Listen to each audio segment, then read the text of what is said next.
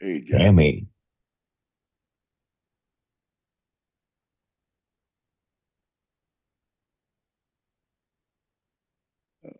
I gotta turn on things here. Okay, testing, testing, testing, testing, testing. Yep, I hear you. Okay, cool. And,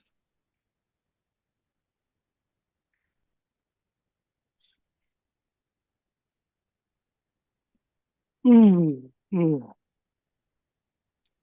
um, it's a little anomaly. I have a class at 9 o'clock today, so I myself am limited to 1 hour today. That's fine. I leave at 9 anyhow. Yeah, I thought you wouldn't mind. And I also think I don't want to bring up any topics this time because they're all dark topics. Oh dear.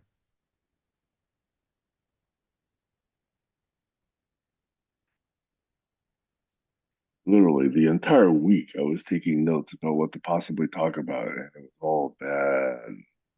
Not bad, but really dark stuff.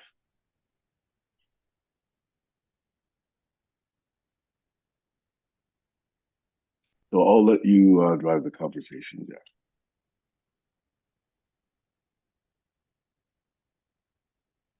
I just thought a headline I read was amusing that the Fox News, this is on Google News, Fox News says that the Democrats are doing unconstitutional things to unseat the GOP.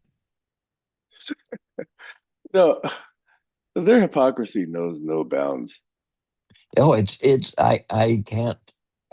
I can't get over how they must be absolutely blind. Not blind, they are completely unethical. They're willing to do anything, lie, cheat, steal, you know, to do whatever it takes to get what they want. It doesn't matter to them. Principles mean nothing. Well, so if you follow the money, which I think you used to say all the time, Mhm. um, they draw the far right wing. That's where the money is. So they will do whatever it takes to keep the far right wing hanging around.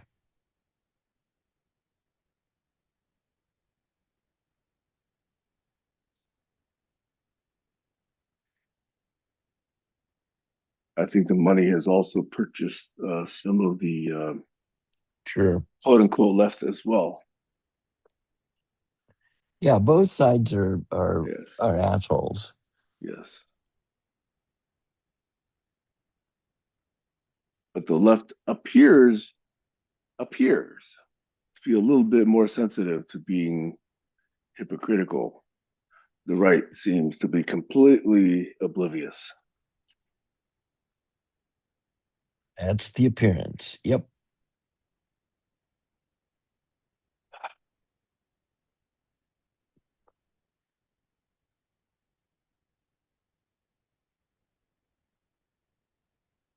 So I pulled something off of uh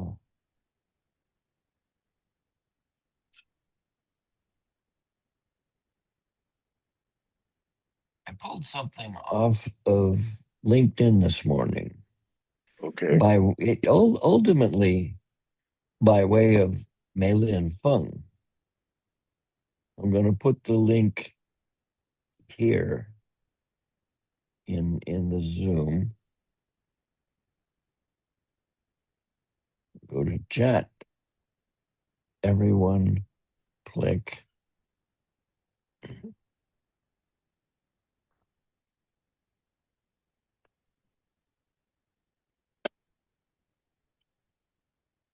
I haven't read it yet, but Meilin Feng was just fawning over the post.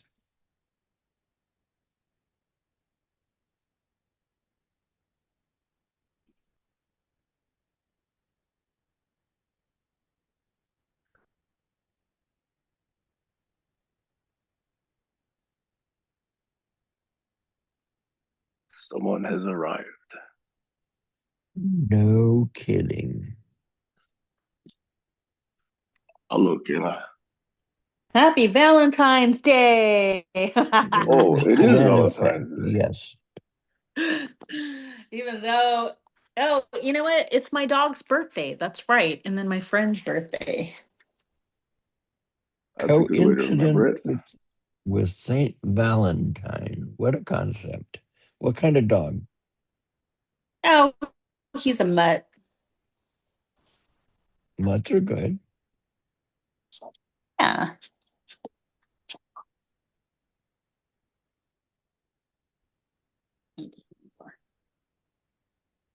Any plans for today? Anybody? Or are you Uh, Harry like me? You don't Potter. buy into the whole No, consumerism. I don't do that. I You said have But Harry not made Potter? plans. I'm go- we're gonna binge on Harry Potter today. Ooh, that's a good binge. Yeah, it'll be probably the fourth or fifth time we've done it, but it's just every time it's so cool. Yeah, it's like my son. He binges it when he's bored. Yep.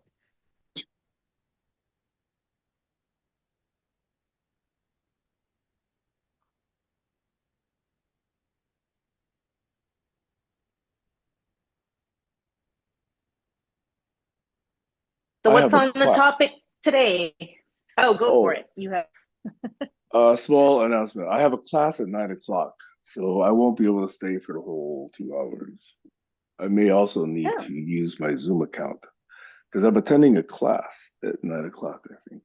Oh, actually, no, I think it's on, let me double check. I think it's on Google Meet. So if people do want to continue, that might be possible. So anyway, let me just double check. It's rare. Well, I don't know. I used to have another conflict, but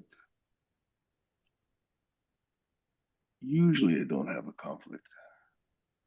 What is today? Today is the 14th. Yes, that's right. No, it's on Zoom. It's on Zoom. Yes.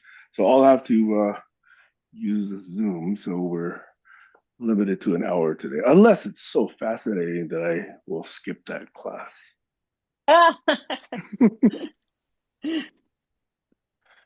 The other thing is, I told Jack that I have probably taken more notes this week than any other week on what to possibly talk about, but it's all dark stuff. So I said, I don't want to bring up any topics this week.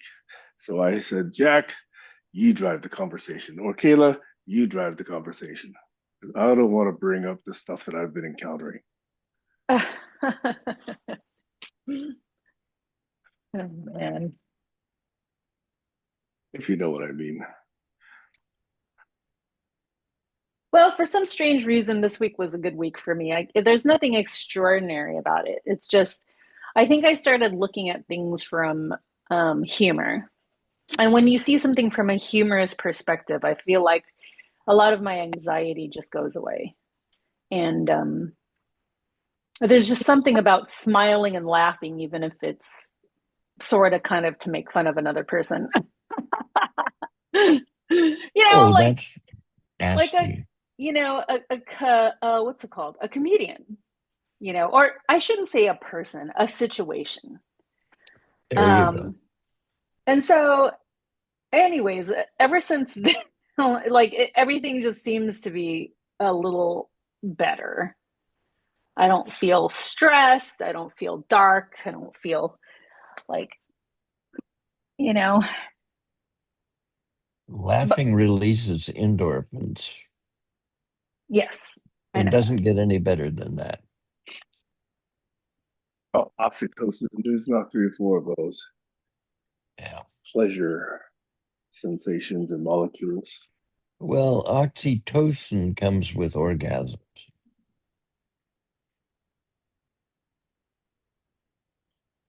Why bring it up? Just saying. Oh, weren't we Yes. talking about that, Sam? Weren't we? Well, not about orgasms, but Wait, we sex weren't? and. Yeah,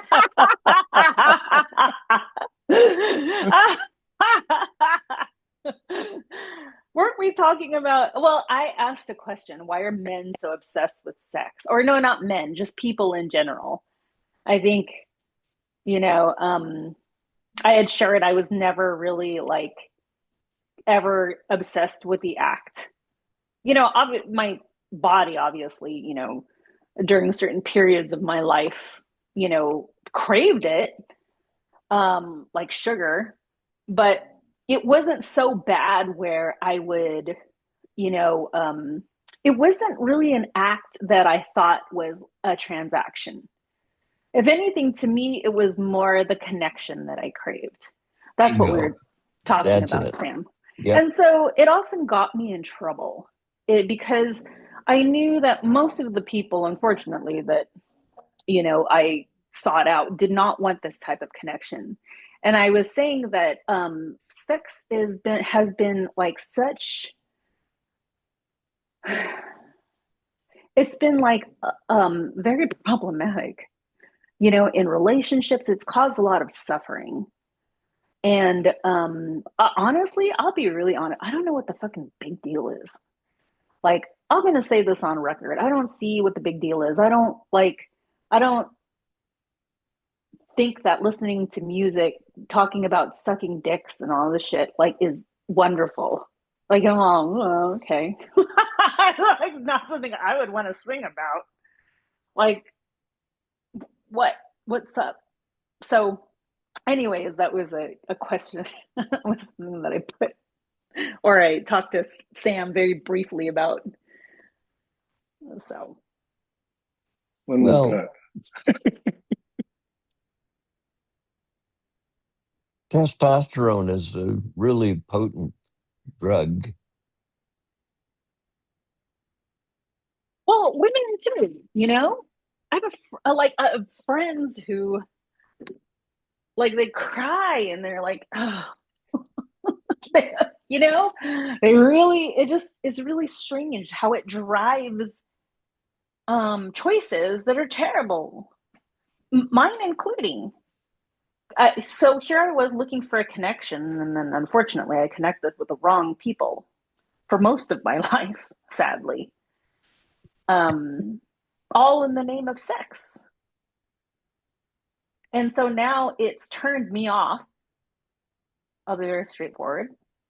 And like, I don't give a shit. I don't want to be with a man because I don't want to have sex right now. Like, and there was somebody who was interested in, potentially having some sort of a relationship with me. But he had said from the very beginning, like, this is what, like, I need sex.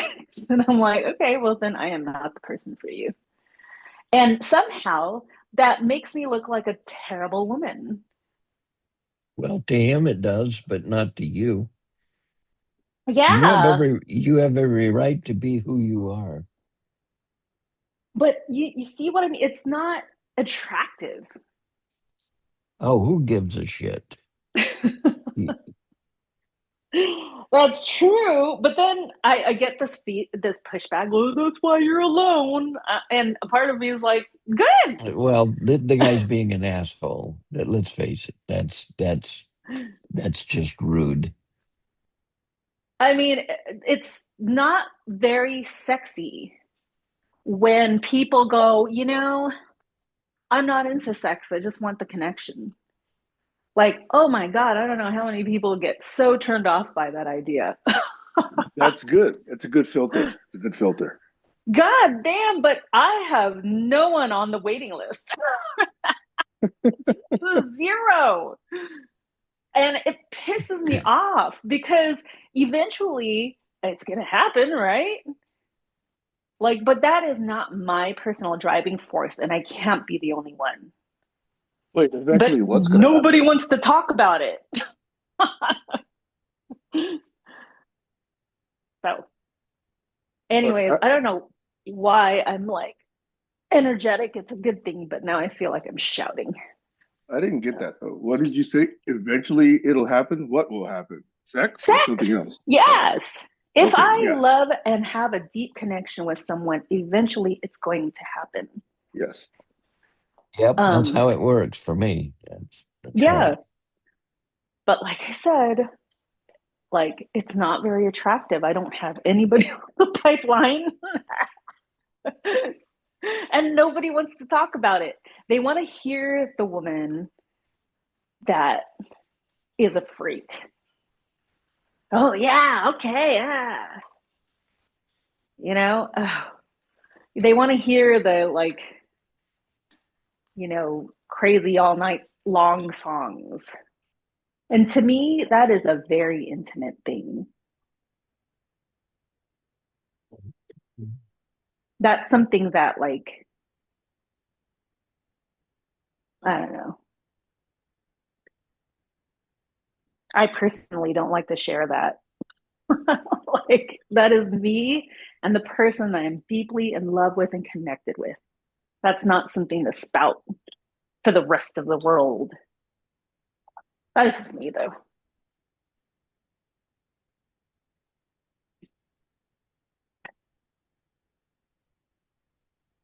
Where to begin? Yeah, we're all the prudes. Uh, I there's need the not a good word prudes, for this, dude. right? There's not a good word for it because I don't think prude connotes what you want. You know, you're not seeking somebody who doesn't like sex or is anti-sex, but you're looking for somebody who potentially, and this is just me interpreting what you're saying, okay, who understands sex in context of connection. Yes. Because so much of it is, you know, the one night stand, let's go to the bar, let's go do a meetup, let's just drop trow. That's the transactional part. Yeah. And it also ruins relationships, to be honest. It ruined one of my relationships because I was not connecting with the person who had wanted to have sex. And so when that person tried to allude to that, a part of me was absolutely disgusted. And I laughed. When they were trying to make suggestive gestures because it did not look attractive to me. I'm like, I don't want to touch you there. I don't want you to touch me. You need to brush your teeth or so. I don't know, like some stuff that sounded insulting. And it becomes like between men and women, it becomes this like, oh, I'm not having sex. Well, I don't know. Maybe you should treat me better. And it, like I said, just a major cause of suffering. Well, I need sex. Well, I need to be treated like, I'm being heard. I need help.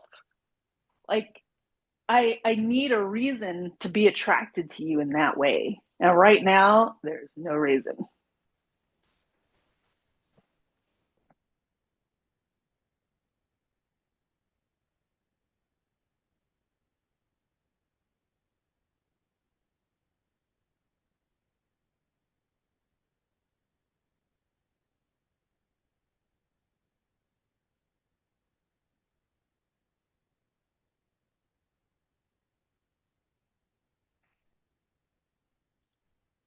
I make a disclaimer. Yeah, go for it. You guys are totally cool. I have no wisdom. I am no one to talk when it comes to this topic. Okay? I've made my own mistakes. I'm pretty sure anyone listening to this will probably be so turned off. We'll never go out with that girl. Again, No, it's a very unpopular opinion to the point where it is not talked about. And it's such a cause of suffering. I mean, it's a cause of absolute elation. And it can be like a wonderful connector in relationships, can be the ultimate. It like, but I don't know, maybe it's just personal for me. oh, doubt that very much. But I do think what I've encountered, and again, following my disclaimer, society also feeds this. I can't tell you how many people, both men and women, I've encountered who say, oh, yeah, a man and a woman cannot just be friends. A man always wants sex from the woman. And that therefore society creates a situation where the woman is always suspicious of the man because the man is always trying to have sex with the woman. Yeah.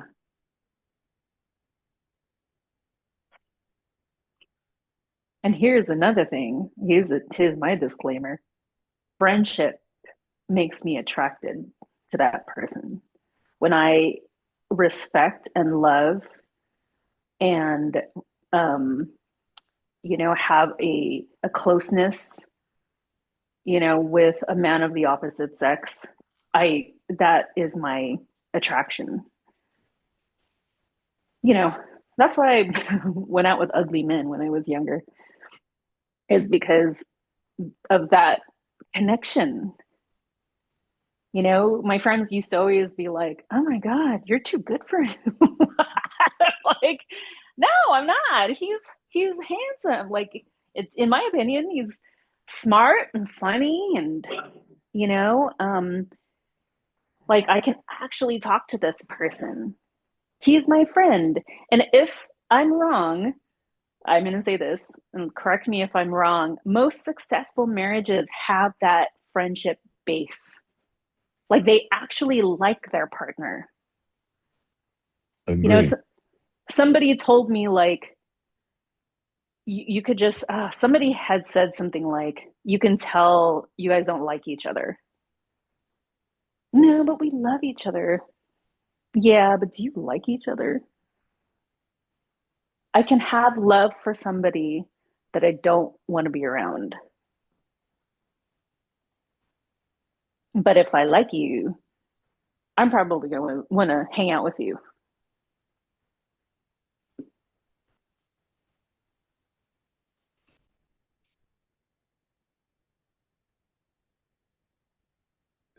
That also brings up this other cultural stereotype is if we're friends, let's not take it any further because that's just going to fuck it up.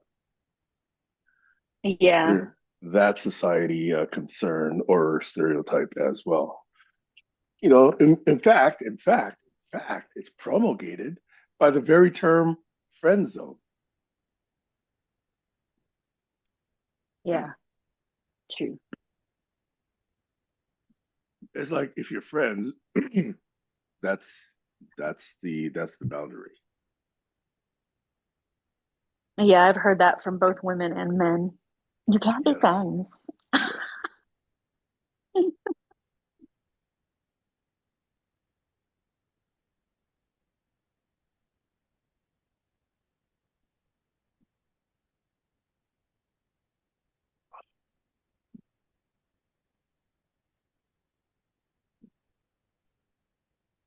and that suspicion, even if it's not there between the two of them, seems to still surround them with the people in their network.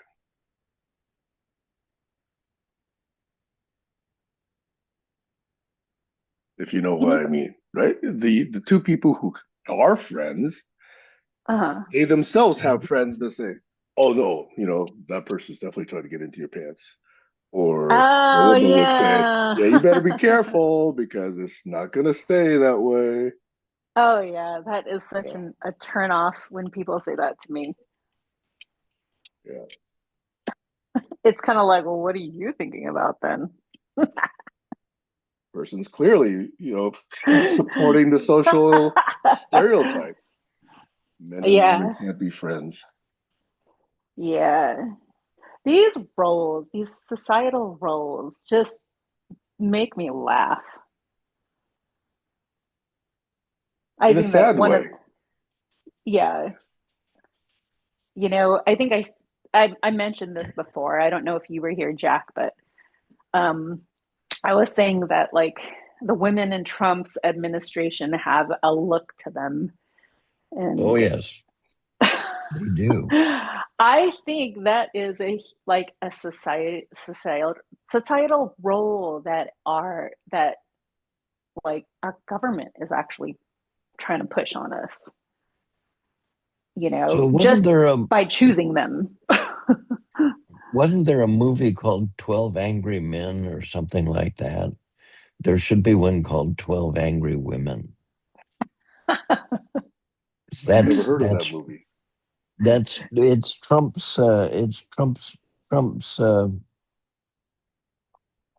Trump's government. Yeah. They let me put it this way. I'd never fuck any of them. There's no chance of even liking them first. You know what I'm saying? Yeah, yeah.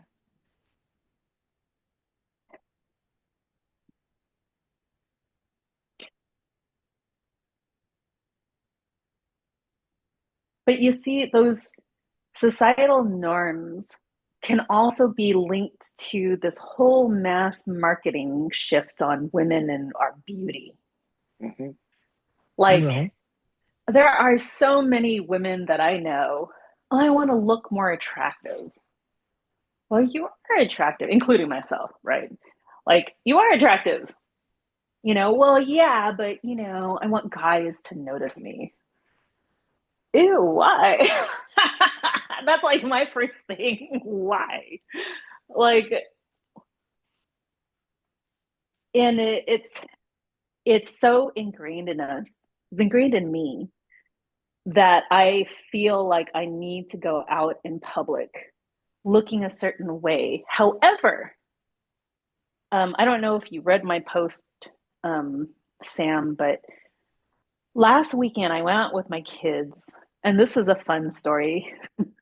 I had on a house dress. I had no bra. I had no makeup on. My hair was in a braid. To look kind of cute, I had like a little cute sweater.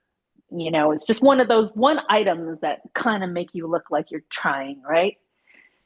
And so we had a wonderful time at our escape room. Then we went out for lunch, and um, this young woman, pretty young woman, um, took our um, took our order and stuff, helped us and served us. We were all talking, and as we were getting ready to leave, she goes, "I don't know if I'm going to see you." She goes, "But I want to tell you something." She's like, "I think you are so beautiful." She said that to me. And she goes, "From the moment you walked in, I thought, wow, she is so pretty." Okay, I'm 51. I have no makeup. I have no bra. I have not thought about myself as beautiful for a very long time.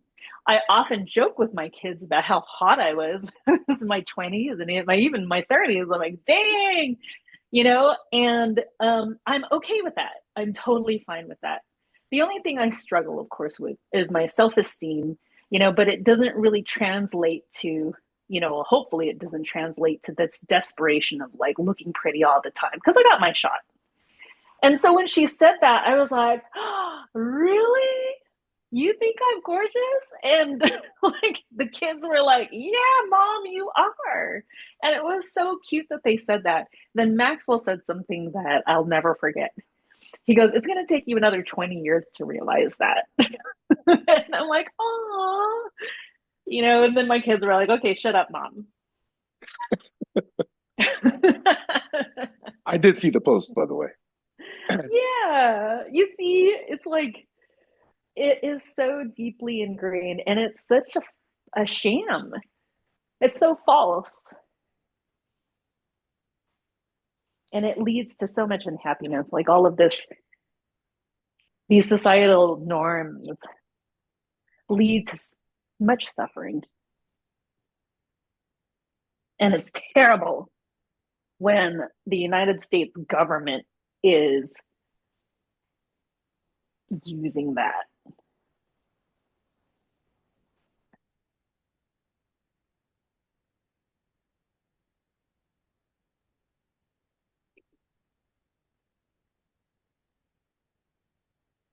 Quiet.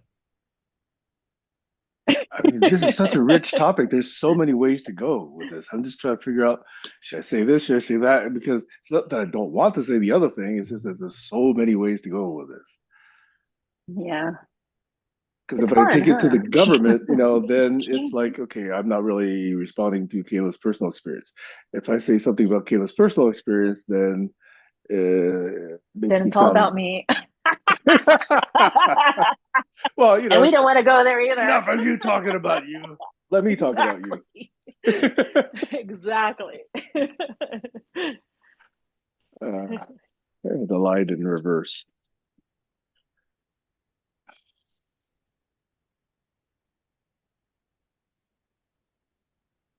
Is it true or is it a myth that I used to think that when people grew up in villages, there was a natural relationship there and that people got to know each other, as they grew up. And by the time people reached, who knows, any age where hormones start kicking in, they've already got a pretty strong relationship if they're in the same village. So I'm thinking that provides a basis where that that relationship probably always still be there. Is that true, or am I just trying to be romantic about history? And we've lost that. People move, we're not multi-generational. We don't behave in a village-like way anymore. So the first encounter is, oh man, I may not see this person again. So let me be as, let's say, enticing. I'm not going to say attractive, but I'm going to say as enticing as possible because my possible time with this person is very short. And so, seeing as how, from a distance, appearances, the shallow aspect is the first thing people notice because they're not really going to notice your confidence, your balance, even from a distance, you may not see the smile. Even from a distance, you may not see how this person treats someone. But from a distance, you can see, wow, you can see some physical characteristics. So that might be one way to say, okay, let me draw a person in closer, but then it doesn't go much deeper than that because now each person is scanning the room and saying, oh, there's all these other people that I could be noticing. So each encounter is like, hey, how you doing? How's the weather? What do you do for work? Isn't it great that the Seahawks won? All the time wasting stuff. Yeah. And then, of course, the other stuff that enters into all of this is the biology argument. Oh, Mm-hmm. men are weak. Biology is strong. Oh, fuck. Yeah, it's like, don't wear this, you're going to be in danger to a girl, but it's never to a guy. Don't fucking rape.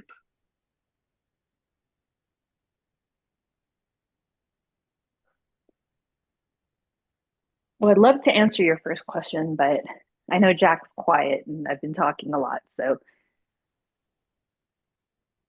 any That thoughts, Jack? doesn't matter. I'm very much enjoying this. It's a fun topic, isn't it? We This get to could be talk its own about series. sex. We get to talk about all kinds of stuff. See, humor, laughter, smiley. Anyways, to answer your first question, I don't recall any part of history that talks about the connection of humans in a village from infancy. Nobody really, not that I have read, have recorded, you know, that part of history, which is too bad because it is a lot of things in history that talks about a person from a very young age would be like the kings, right? People who are unrelatable or the kings and queens, or who don't relate to us, save the figures that have made such a difference in history, which is important. But equally important are these connections between said villagers. Yeah, that those everyday connections that could have been a precursor to how society norms, um, in its pure form, should be. You should start a Substack and tell this story.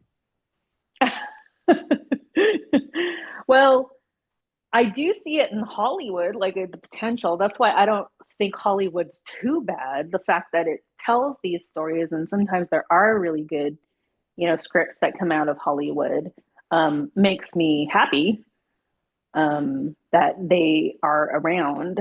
But then there becomes the argument, well, that's not true, but who says it's not? Who says it can't be? Who says it isn't a fiction that actually came from fact?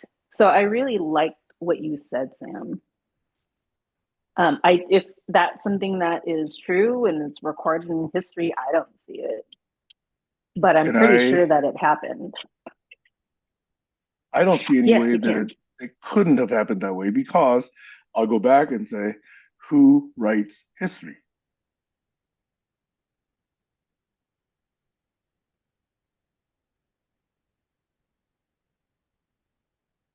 It's a rhetorical question. In Well, decades and decades and decades, it's usually been men who write the history, and they're usually the victors in some war. and they see things the way they quote unquote have grown up seeing them now, and they don't consider an alternative view. How many books in history, textbooks, do you actually see present multiple perspectives? I think very few.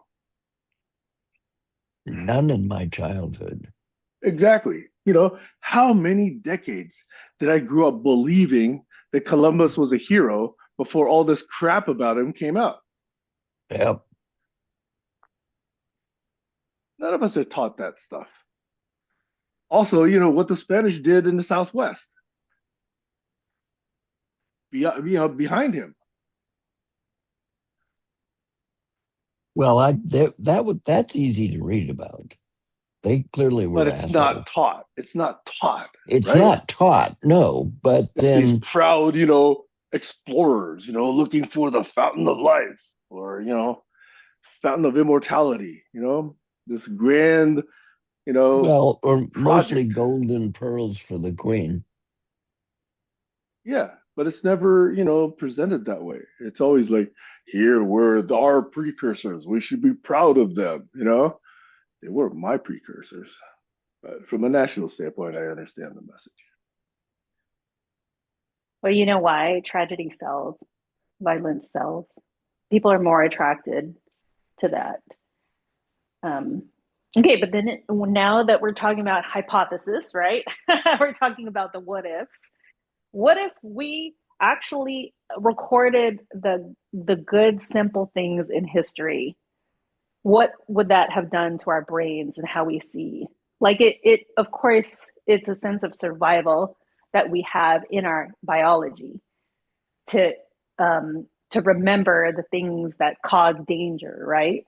But how about if we shifted that and would we grow? Like, what type of growth would we have? I mean, I might kind of be going, another direction, but there is an author that I absolutely love. Her name is Isabel Allende, and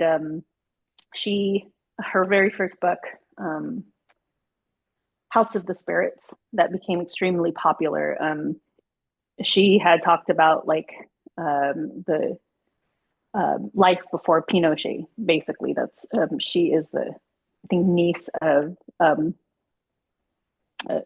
President Allende, Mhm. who got assassinated before Pinochet took over. And what I love about her is she actually uses humor and magical realism. And so, in typical of her stories, they end up in a good note.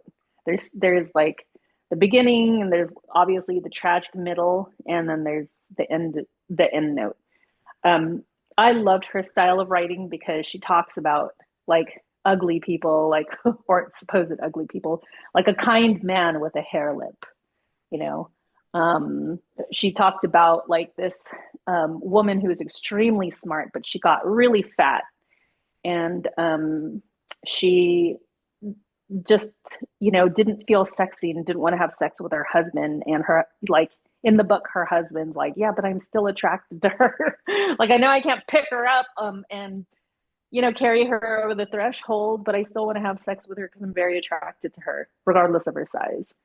It's these stories that they're very simple, but at the same time, um, they kind of squash the societal norms and they don't cause pain. There's just kind of a blanket moot point. I don't know. I might be kind of going way off base here, but hopefully you guys understand me.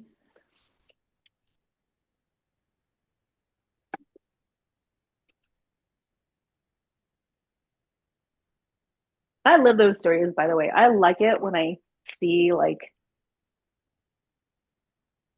you know, a tragically unattractive person fall in love with a beautiful person, or, you know, a simple love story. People loved each other since they were children. That connection that you were talking about, Sam. Mhm. I think that is so beautiful. I haven't watched it, but there seems to be a Jack Black movie around that theme. You know the one I'm talking about? Yeah, I forget yeah, everything about it other than that he was in it and that she was, by cultural norms, overweight, I believe. yeah. Oh, I forgot what that movie was about. With Gwyneth Paltrow. Like, he talked to Tony Robbins and suddenly saw like unattractive people as extremely attractive, and fell in love, of course, with their looks, but also their personalities. Mm-hmm.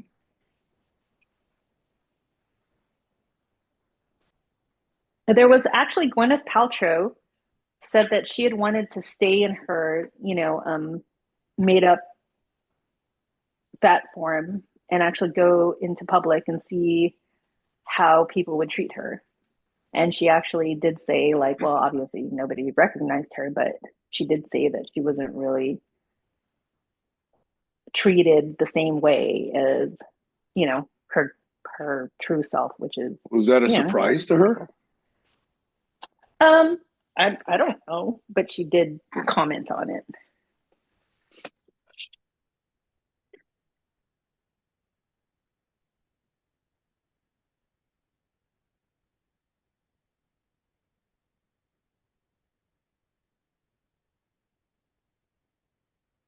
This is a hard topic to talk about for me.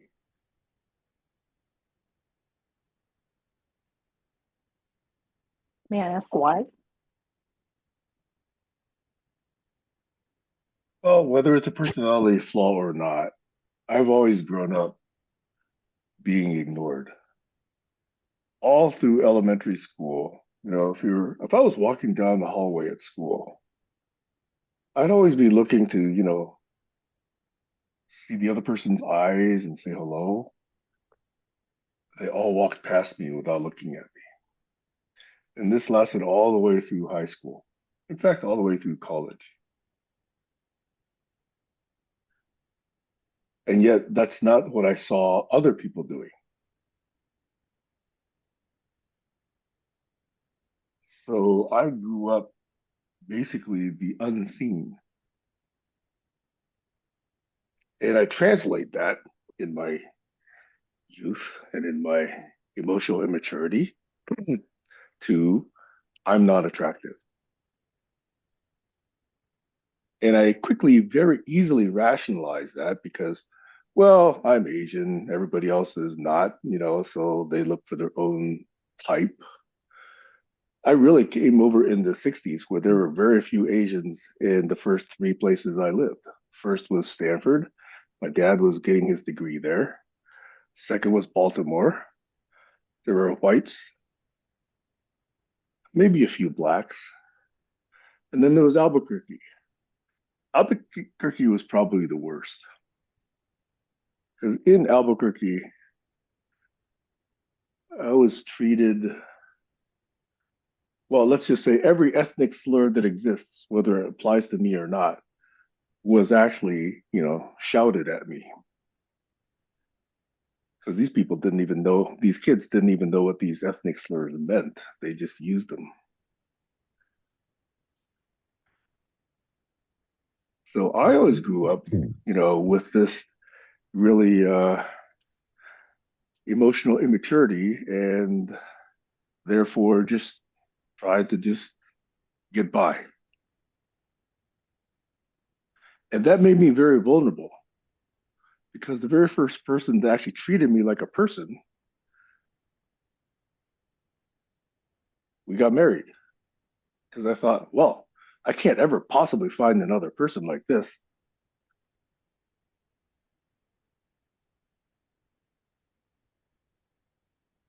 And there were other problems, so we eventually got a divorce. Anyway, I've been going too on and on and on. There's so much more to say, but that's a start. Sorry to take so long. Over.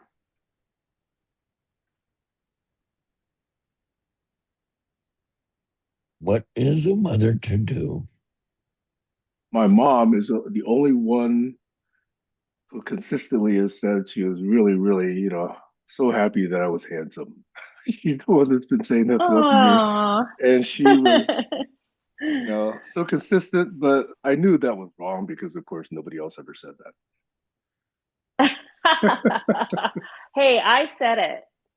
Thank Remember? you, Kayla. Yes. You said you were like, nobody's ever said that to me. And I'm like, well, I'm the first for everything. Yeah. See, now I'm going to marry you because I can't find another person like you. Can I tell you something? No, Again, Jack, I just want to give you the floor if you if you want to comment. Go for it. Well, I was the exact opposite of you, Sam, so it seems. I got harassed all the time. Um, and it had a lot to do with sexuality too. I was attractive, therefore I was sexy. Especially when I went into Tahitian dancing, oh my gosh, that actually was a very safe place for me to express my sexuality because I felt like I had to suppress it because of the harassment I would receive from various guys. I'll give you an example. My sister said that, just recently though, she said, I remember when you were younger and we went to a bar and some older guy, like put his hand on your thigh and you just swatted it away. And I was like, oh, that's funny. I don't remember that because it happened all the time, and when I talked about sexuality or when I just went up, no, I didn't talk about sexuality. When I went about my day and I didn't want to talk about sex, people were like, "Oh, what's wrong with you?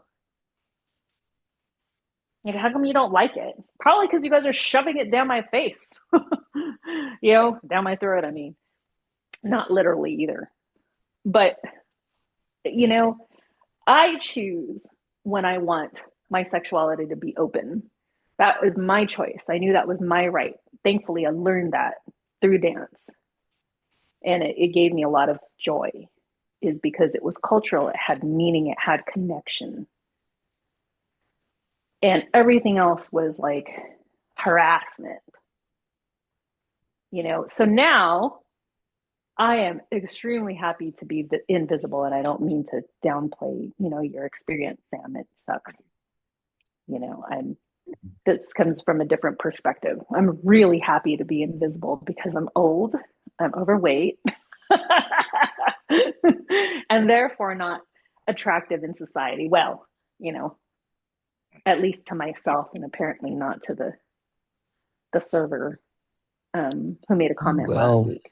depends on how you define attractive. If it's on body attire, body properties, that's for the ignorant.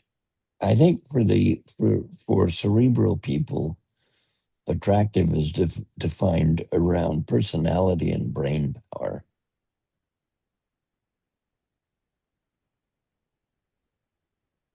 Hey, Jack, I wish that were true. Well, it's how I work. I think you're a minority because if you weren't, then the term incel probably wouldn't be as popular as it is. I'm assuming you know what that word means. Tell me. It's these people who cannot find a woman to date because women don't find them attractive. And therefore, they're basically saying, I think incel means not having sex. Kayla will correct me, I'm sure, or someone else in the video, comments. But then they blame the women and they strike out and they talk about all the flaws of women simply because they cannot make themselves attractive to women. I see that phenomenon, and again, Kayla, correct me where I'm misinterpreting. And these people Well, are probably like in their basements playing video games, and yet they're saying, "How come nobody's going to date me?" so that's the dictionary definition of it. Yes. Oh, you just looked it up? Okay, Yep, I did. yeah. A member of an online community of young men who consider themselves unable to attract women sexually, typically associated with views that are hostile towards women and men who are sexually active. And then you know how they spend their money? They spend their money on books and courses from Andrew Tate about how to pick up women.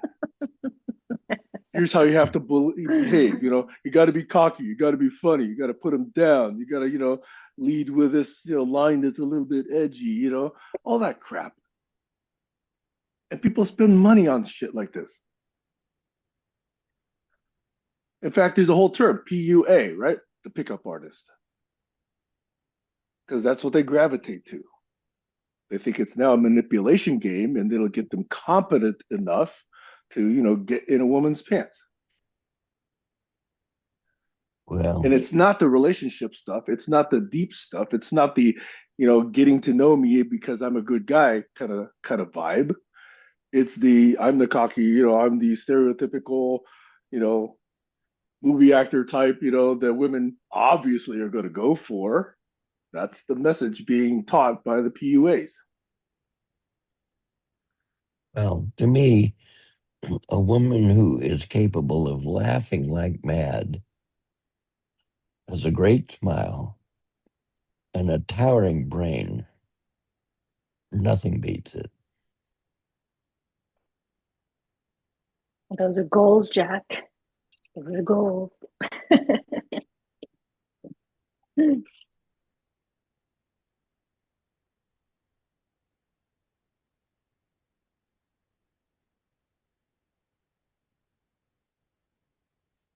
Huge topic. Well, when I say towering brain, I'm not talking about an Einstein. I'm talking about people who are ingenious, who set goals and then go out and execute on them, rather than lay around and eat bonbons and watch the TV. And that's not a bad thing. I'm just teasing. Well, there are I'm times hearing when that's it. yeah. I don't mind eating bonbons and watching TV too, but Those are goals too. yep, No, I hear you. I totally hear you. Yeah, I like people who can evolve as well. bingo.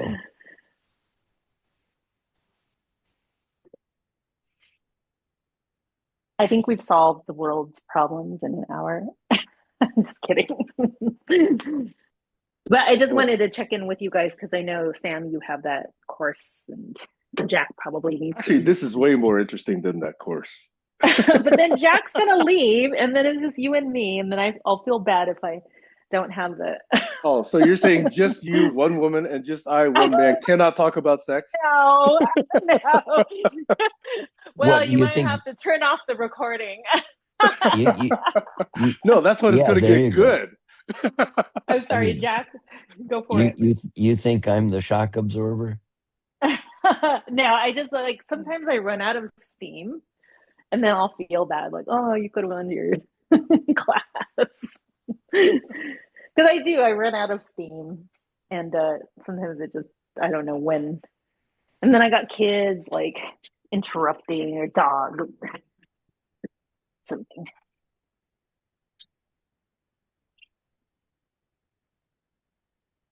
I don't get the sense that we're running out of steam on this topic, though. It just barely got mentioned. See, it's fun, right? It Well, is.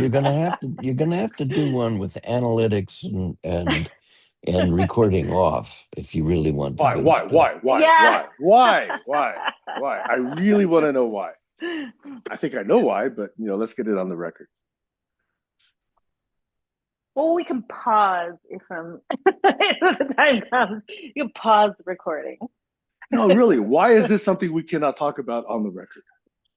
Um,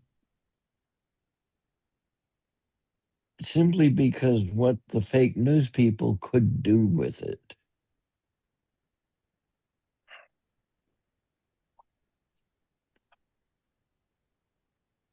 So you're known for putting these things on YouTube, and unadvertised or not, there are people who vacuum, they Hoover YouTube, looking for tidbits of shit to put on their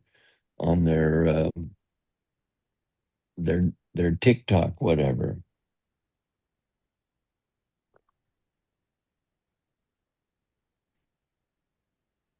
But maybe that will cause other people to go back to the recording and really look at it for what it is and Yeah, maybe That's the hope push that the I have. incels out. Yes. you're assuming other people think like you do. I'm hoping, or Well, maybe Yeah, not. Maybe I'm that not hoping. population will not be zero. It may not be 99%, but it won't be zero. yeah, it won't be zero, but it won't be enough to undo the damage. But that's an assumption. And we each have to do our part. We're all little hummingbirds, each carrying our own little drops of water. Well, maybe Sam can post the full version when both of my kids become adults.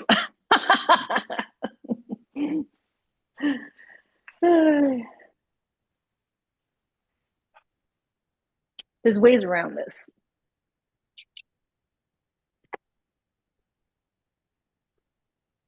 The people that see a good future, I think their light cannot be diminished simply because around them, they see all this darkness today.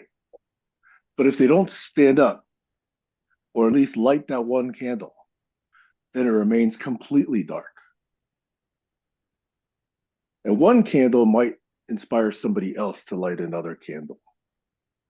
Maybe not immediately. It might take days or weeks or months or years, but being on the record is the first candle in my view.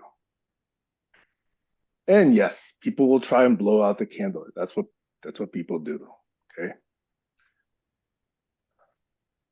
But I'd rather, light that candle rather than just stay mute still, because that just promulgates the current culture. So, in case you're not looking, it's time for your next show. Yeah, I'm choosing to miss the beginning of it. I'm hoping it's going to be recorded. Yay! I'm hoping it will be recorded. By Well, the way, I'm gonna run. it's a class on how to build agentic LLMs, and I'm sure there's many more opportunities to take classes like that, Jack.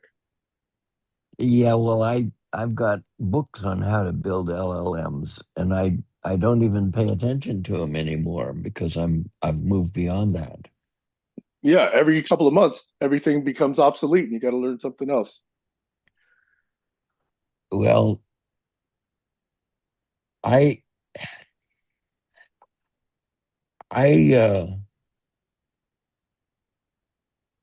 if you'll go out and look at that, what is it called, Mole Book? Let me get this up. Um, Claude, what uh, used to be Claudebot. Mol- no, it was Claudebot. Now it's Moltbook, I the know, AI I social know. network any human can control. Yeah.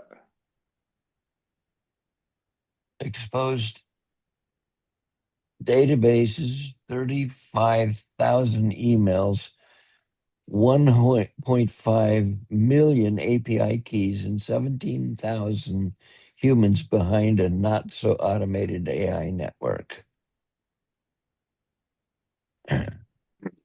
That was too quick to rise and too quick to just get squashed.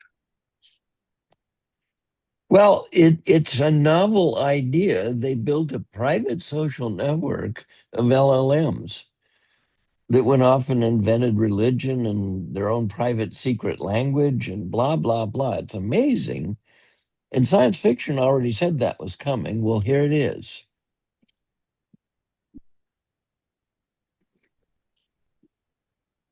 But Yeah, it's another step to the singularity. yeah, except it's not. Um, I'm of the opinion that OpenAI has tried to create an entity that is too big to fail,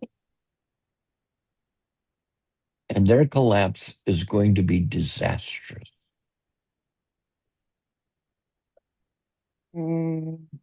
Interesting. I don't think they're too big to fail. That phrase was They, used by banks because those banks processed a lot of money, which had a limited supply and limited, highway system. On the other hand, well, that's not true of an LLM. not true of an LLM, but it is true of their financial schemes. Circular financing.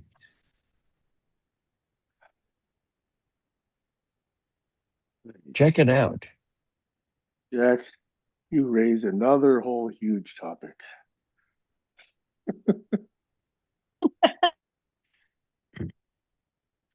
And I'm going to say this about that. I bleep and hate Elon. Lots to talk about.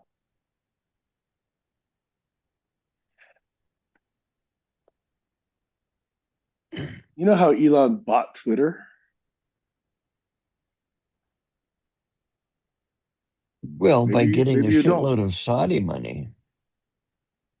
He artificially was able to leverage paper money from his non-liquidated assets in, let's say, Tesla and other companies, and use those as quote unquote collateral. And they're, tremendously hypervalued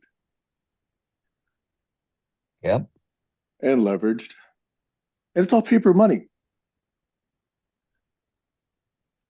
Well, that's what's going on with OpenAI as well. Fortunately, the biggest problem self-resolved, and that was NVIDIA was investing in OpenAI, and that deal apparently got scuttled. And it's partially because Sam Altman pissed what's his name off, Jensen Huang off, and said we need something better than NVIDIA. Because he wants to make his own chips. He He wants to wants, make his a own trillion chips. dollars to make his own chips. Right. He's such a scurvy scumbag. I don't like him. Well, he and Musk are right up there. Well, I already said I bleep and hate Musk. I If he really just enjoy stuck to the. the one lane of EVs and ecosystems, preservation, he could have done that. He was viewed as a very good person for a number of years initially, Exactly. but he had to open Well, his fucking mouth and reveal that he's a Nazi. the most important thing to me is that he did the Starship thing by saying we're going to Mars. But he finally saw the real opportunity was to go to the moon first. Well, scientists have been saying that for decades. Well, yes, but now that's what he's doing. Maybe because he didn't read enough. In the Spent meantime, too much China and time. India and Japan are going to the moon. We're doing nothing. And Elon's taking the Mars shot. Oi.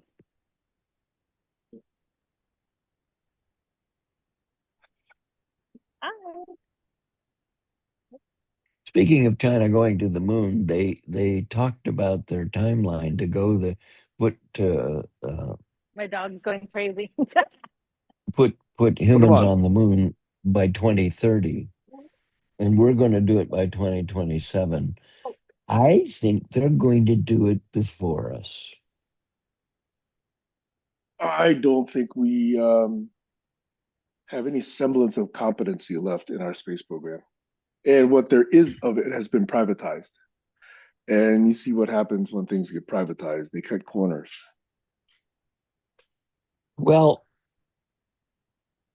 you'll notice that Jeff Bezos is not shipping people 100,000 feet in the air anymore. He's concentrating on the moon rocket. And to help finance that, he laid off half of Washington Post. Probably unrelated in my book. A couple hundred people don't cost all that much compared to what the space program is going to cost, especially journalists. They don't get the 200K kind of, 300K salaries that engineers get.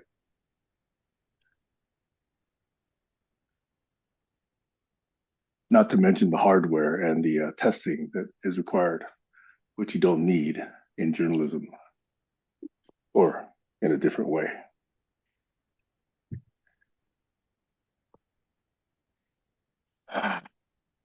Well, I'm going to leave you now. Ta ta.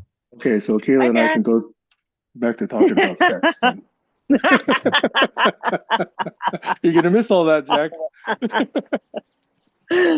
Oh, Orgasm City. Have at it.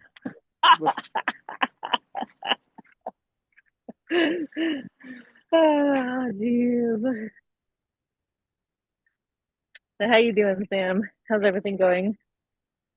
Let's see. How is everything going? Um,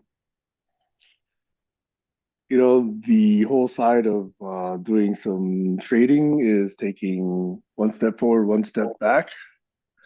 It's I've still not maintained consistency yet. The weather is better, as I think I mentioned last week, so I have less excuses now for really focusing on packing and moving stuff into storage and getting rid of old furniture, which I guess maybe I'll try and do this week or next week. I have so much old furniture that's just cluttering up the place. Uh, so I'm now thinking because I have a high school reunion in June, it doesn't make sense for me to leave, go someplace, and then come back in June. So I think now my target is probably early July to try and finalize everything. Didn't you say you had a Stanford reunion too? Stanford reunion was last year, and unfortunately, I didn't go. It was October of last year. Oh, That would have boo. been my, what is it, 45th reunion. So I'm going to try and go in 2030. That would be my 50th reunion if I'm still alive. And if I can, I'm still allowed back in the country. And if I manage to escape the country in the first place. Yeah, All those ifs. yeah. Yeah. Well, I got an email that, um, well, I got also got a notification that my check went through with the passport services. Oh, So good. Max's passport is underway, thank goodness. So that gives Hmm. me a little bit of a peace of mind. Um, I'm a little concerned about that whole voting where you need, identification, because uh, my birth certificate is from the Philippines, Yep. but I am a U.S. I've been a U.S. citizen since I was a kid, Do you have a so social security card still? I do. Yeah. So there's that. Um, Well, do you need two forms or one? Your passport should be enough, right? yeah, and I have my passport's valid. It's gonna valid Right. until 2030. Right. So, um, I was gonna ask you, like, um, have you seen anything with regards to the dollar, the U.S. dollar plummeting? Oh, it undoubtedly will plummet. For Yeah. everybody who's going to hit the retirement age relying on Social Security, it's going to be worth way less than what they planned for. And that's in Mm. large part why I'm also trying to figure out something about this whole trading business or figure something else out. Because there's no way we can really count on that. The dollar is going to get devalued not only because the rest of the world is no longer going to use dollar as the uh, driving currency, because nobody respects the U.S. anymore because the U.S. cannot be trusted Yeah. Agreed. because of this turd dump of a president And all of his supporters. and all of his supporters. Yeah. By the way, when you were talking about beauty, I was just itching to say, have you seen the before and after pictures of all the women that are in his cabinet? You know what I'm talking about? Yes, I do. God, they've gotten so much uglier, so much uglier. Yeah, it's embarrassing. It's embarrassing as a woman.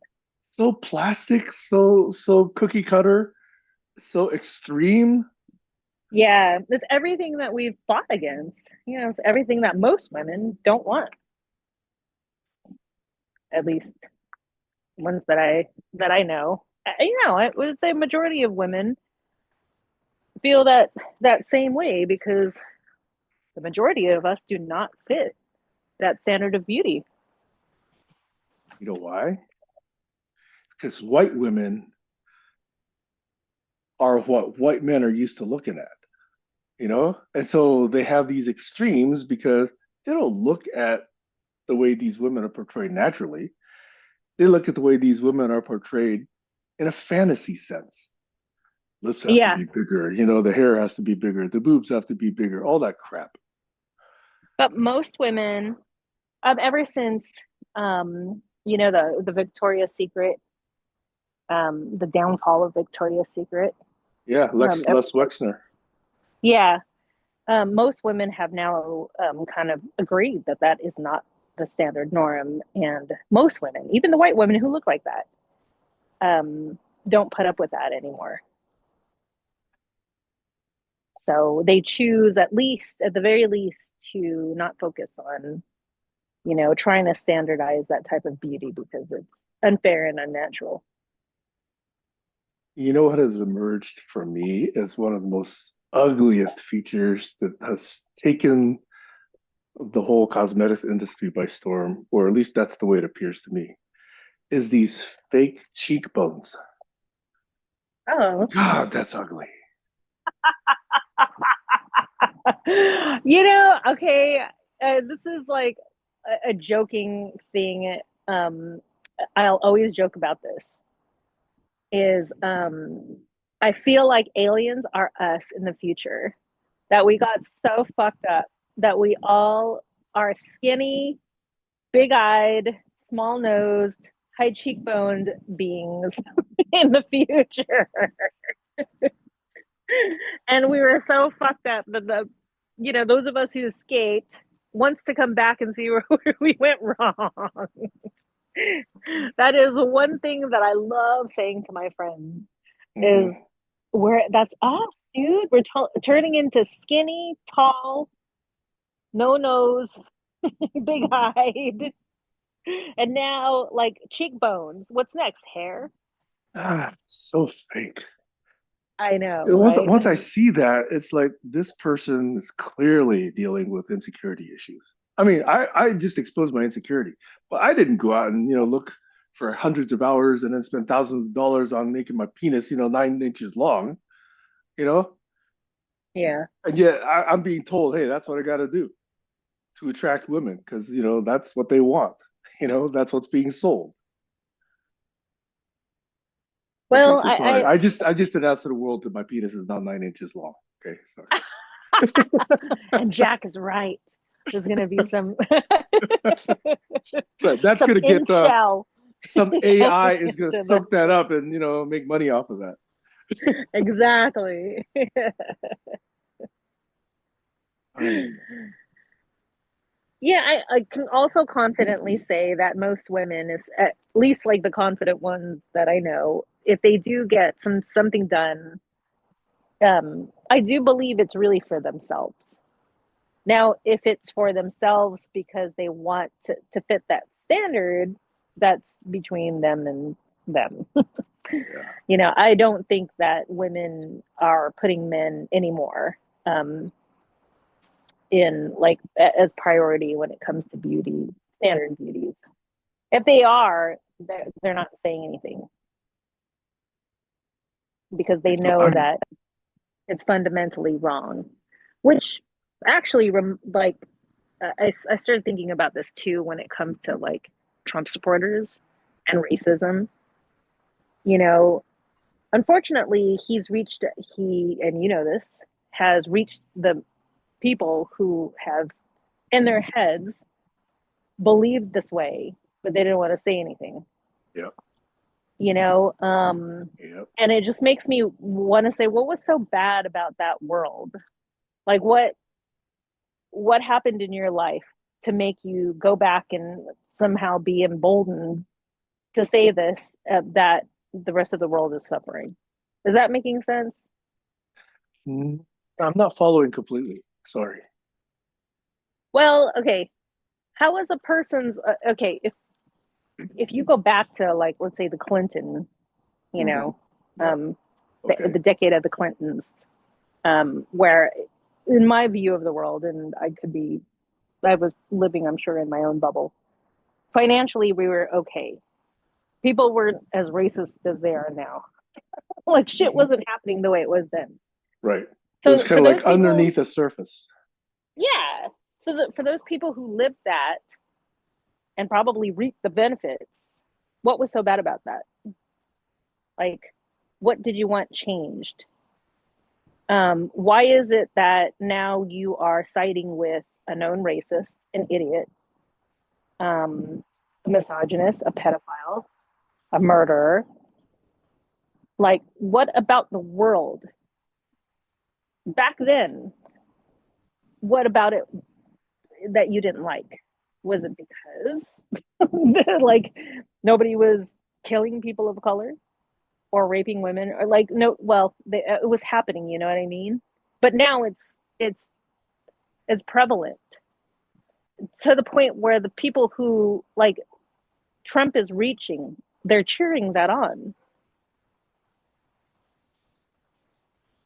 Like I almost want to tell those people, what was your life terrible before? Like why do you want to inflict this type of pain and injury on other people? I don't know. I have no idea how I'm coming off as. Yeah, I'm But having trouble understanding the core of the question, but if I might yeah, guess, it seems like they don't want what they consider the corrupt left gaining power and influence. but why? Like, what was so bad about the corrupt quote unquote left? Oh, because the left was letting in millions and millions of people through the non-existent border, and they thought that the left was intentionally doing that so that they collect more votes, um, so that the right candidates would not be as successful in elections anymore. There's a lot of that. That's the underlying, anti-immigration theme that Trump is feeding. They're letting in Mexicans, these rapists from Mexico, and they're being able to vote. I think that's a part of it. And by just looking at the numbers that Stephen Miller is setting, he's setting these quotas for ICE to deport people. Those are huge numbers. They clearly believe it's a big deal, even though it's not substantiated by any of the stories that they're telling. These immigrants have way fewer crimes and felonies than even Trump himself, Mm-hmm. let Agreed. alone all the people around him, Yep, all the graft, absolutely. corruption, all the bribery. God, it just fries me.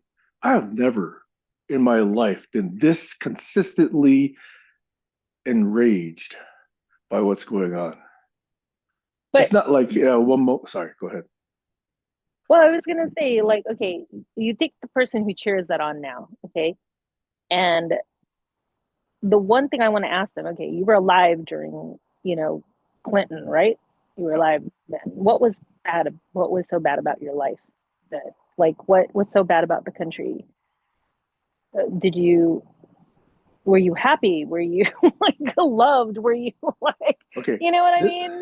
this is going to make me very unpopular. They didn't want to walk into a restaurant and see a Hispanic person. They didn't want to walk into a restaurant and see a black person. They didn't want to walk into a restaurant and see an Asian person. I want to hear that from them, to be honest. I They'll want to never hear that. say it. They'll never say it. Like, is it because you went out in public and you saw a person of color and you got disgusted? Like, is that it? Like, I just Look, really look at am all the very Karen curious. behavior that's being captured on video now. Yeah. Yeah, I know.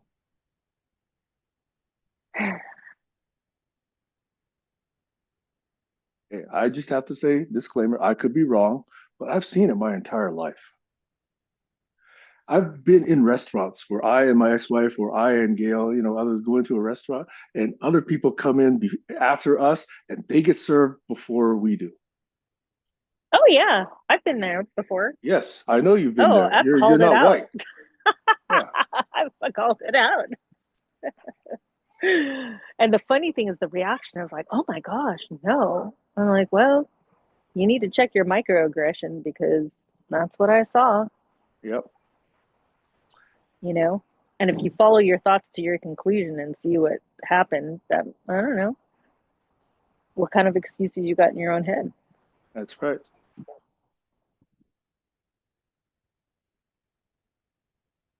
If you don't know you're doing it, what does that say about you? But then again, unfortunately, even if that question is in place, like Trump really fucked this country up to where people are brazen enough to say so. Yes. So Yes. I am racist. Wow. Okay. All right. Because this used to be a white country. Yeah, I know. Fuck their Well, ignorance.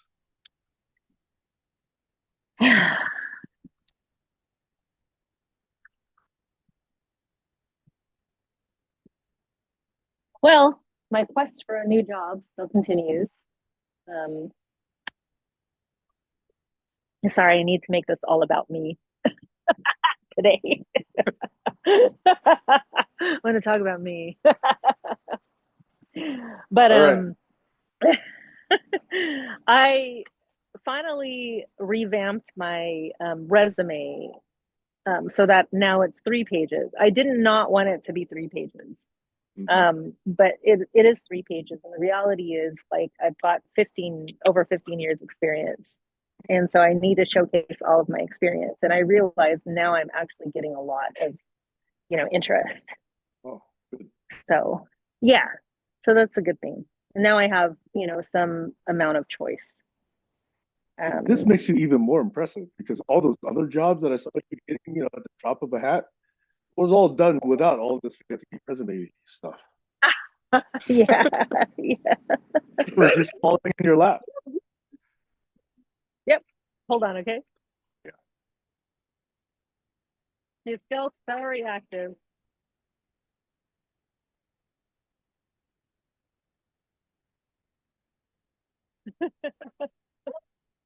Bye. Aw.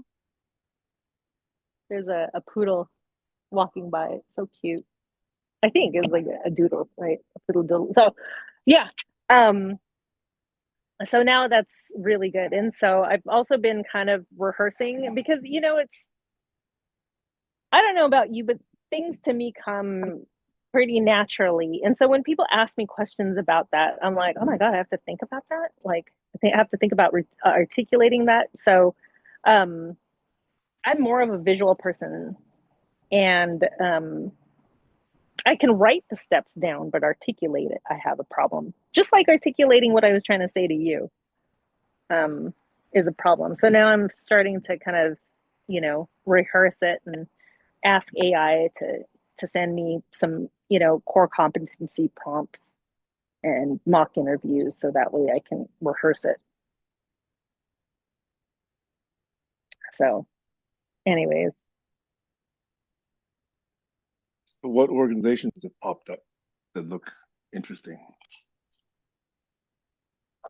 well, there's one about reading that I'm excited about. They are focusing on, um, you know, group or schools, and then also communities where the reading in the fourth grade is low. And so, in the fourth grade, you're not you're no longer learning to read, you're reading to learn. And I think I might have told you, I don't remember who I told, but there was something done, I think in Mississippi or Minnesota, I don't know, it's one of the M states that they had discovered like an all-time low um, in regards to reading. And so what they did is they focused on fourth grade, and they focused all of their research and efforts and resources. And now that state actually has a much better percentage of readers. And so, anyhow, this organization addresses that too. And, they're focusing on like schools in Compton or South LA, or, just some areas which are historically underserved. So I'm excited about that because I love to read. In fact, I'm trying to foster more reading with Max, but it's difficult at this point. I mean, he's a teenager right now. Unfortunately, I didn't have that foundation with him. Um, and anyhow, I'm probably going to ask.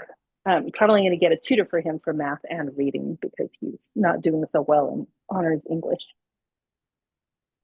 So, anyways, there's that organization. What organization? There's another organization that empowers women. Um, they seek out women leaders, particularly in school, and get them into programs of advocacy. Kind of like, think about Jasmine Crockett or AOC or some of the women these days, like, you know, um, they're emergency or emergent leaders, not emergency leaders. Yes, So that one's really interesting. That also aligns with me. I like So that. yeah, yeah, What's sad is their strong women's voices are too rare, yes, yeah.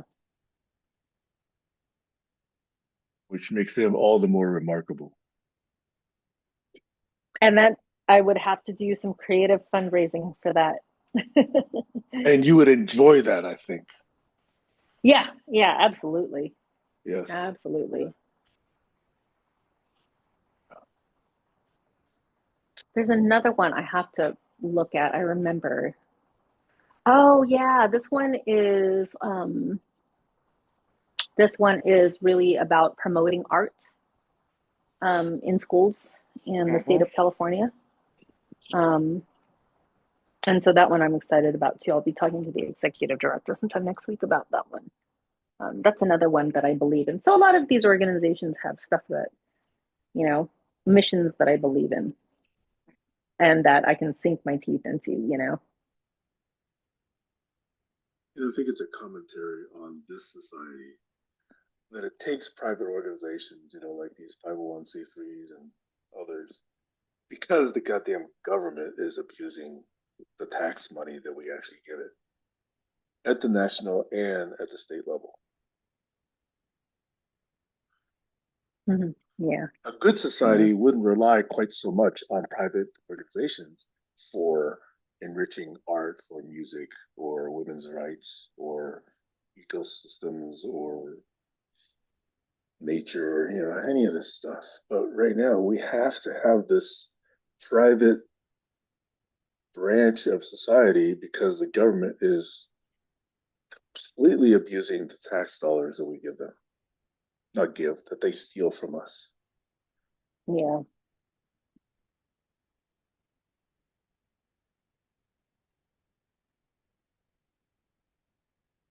Well, the good news is I heard that the Senate blocked the bill that would give more money to ICE agents. So far, yeah. I certainly hope ICE gets defunded. Yeah. Yeah.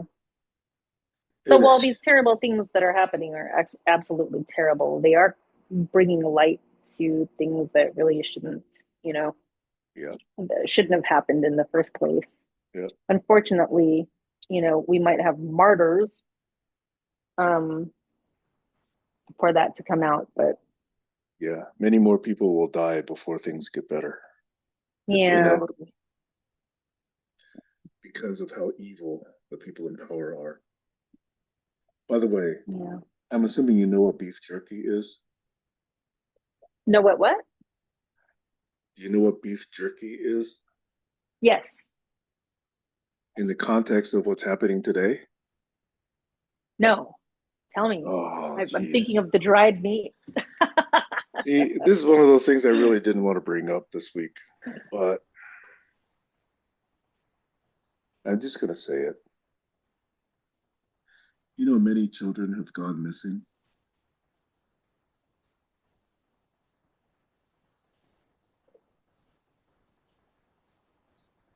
Yeah. No, not. I mean, no. And in New Mexico, where Epstein had his ranch, Yeah. there's a little place where they've discovered many, many, many bones, mostly teenage bones at time of death, but even younger.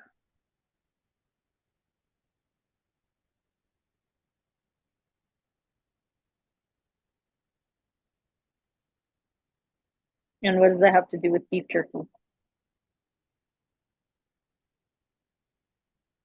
Can't prove this, but there's many, many references to beef jerky and recipes for beef jerky and bags of beef jerky. And oh, by the way, bring me 6 more bags when you come from blah, blah, blah.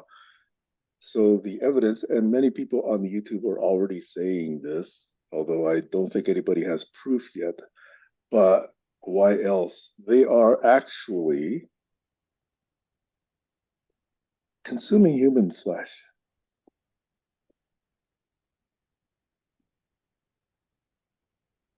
What was that whole thing like torturing a baby?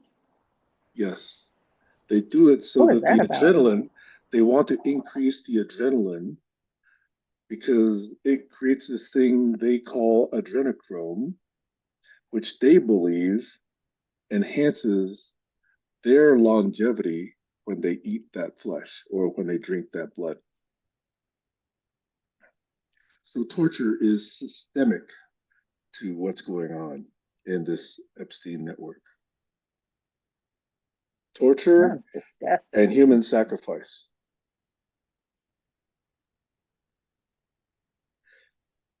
Because who else orders 330 gallons of sulfuric acid? Have you ever ordered sulfuric acid? Oh yeah. No. That was what that was all about. Oh my gosh, I saw a post about sulfuric acid. Yes. And they talk about exchanging recipes for beef jerky. And that this guy Francis is going to have a class on how to make beef jerky.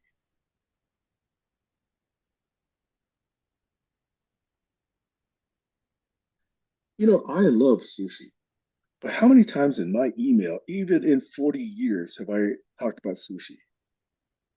I could probably count them in less than two hands. Yeah. And yet, beef jerky is mentioned in the Epstein documents dozens of times.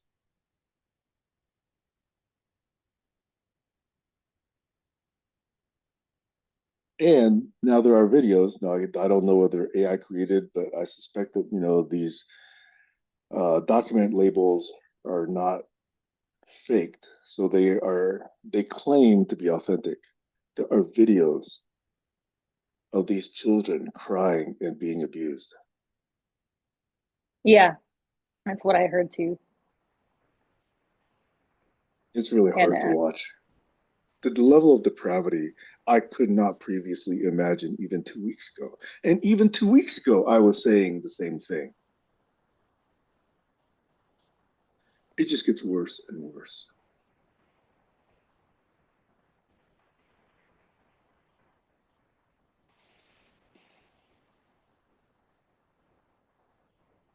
And the Clintons are on those pictures. Bill hmm Gates is in those pictures. Prince hmm Andrew is in those pictures. Prince Andrew is supposed to be one of the worst. Speaking of the royals, what's up with the Camilla? Didn't they decrown her? I don't know. I actually didn't follow up on that side of things.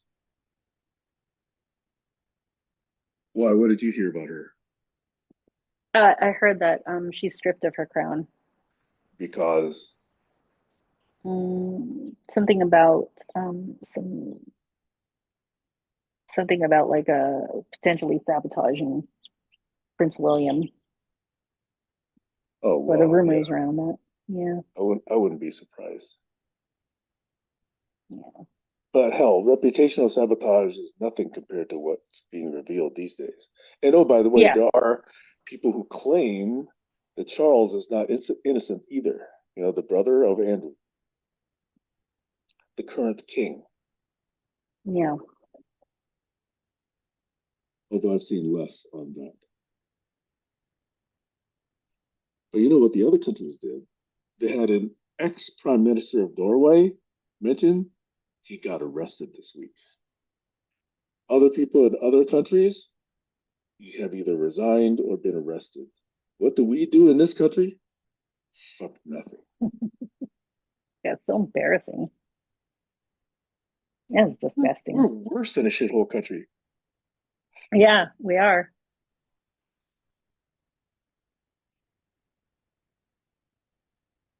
When a year ago I was talking about leaving this country, I did not think things would be this bad.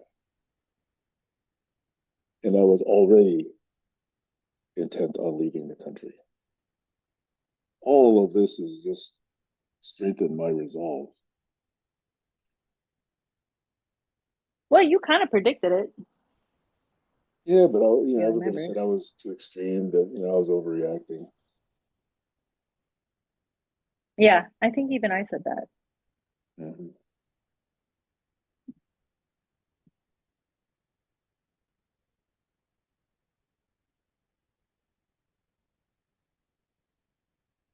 I'm part of this reunion planning group for my high school, and when I mentioned it that I was going to leave the country, yeah, everybody there was saying, "Yeah, you're overreacting,"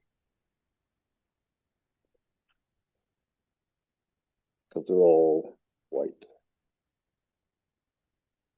There were only three non-whites in my class of 100 people in the graduating class. There was one black dude, one Japanese dude, and me. Oh, and one black woman. Sorry, Delma. I forgot Delma.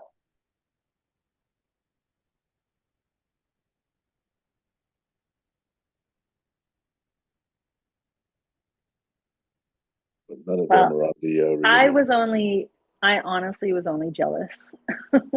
I will be really honest. I wish I could say I could get up and leave the country. Max actually wants to leave the country. I just can't leave Damien. Like, my mommy heart Yeah. just cannot leave him. Well, he even got a glimpse of what other societies are like and how much more civilized they are. He might even change his Yeah, mind. yeah. No, he has he knows Japan's that way. Hmm. Yeah. I think right now he's just excited about the possibility of going to UCLA or UC San Diego or, you know, And he's got a he likes girlfriend. California. Yeah. Oh no, he doesn't have a girlfriend anymore. No? What? Really? I know. I know. I know. Poor thing. She's been contacting me. Oh, he was the one that stopped it, not her? Yeah. Yeah. Oh, interesting. Yeah. I know. I feel for them. I really do. But School's an age to learn. yeah, it is. I say that because I never learned in high school. You never learned? Is No, that what you no. In said? fact, I didn't have a first date until college. Never, Wow. never. Yeah, I did at one point at a school dance, which I went to alone in high school. I did confess to one girl that I liked her and I wanted to take her out to the next dance. And she even said yes. I was Wow. blown away. But then my family moved to Seattle before that could happen. Ooh. Or not moved to Seattle. I think I went off to college or something like that. So that never actually happened. I Yeah. still remember her. I still remember her name. Aw.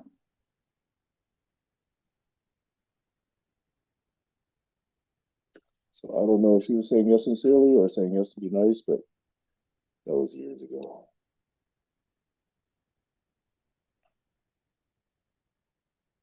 Hmm. I suspect she was being sincere. I was attracted Yeah, to her because she totally. was a nice person. I didn't just go up to Yeah. every attractive girl because when I was in high school, I had a crush on every girl.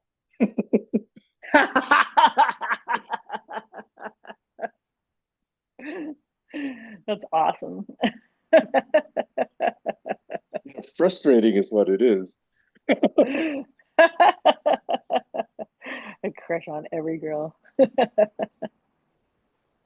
You know, I'll tell you another story. Okay, I'm being personal now, but I know I'm on the record.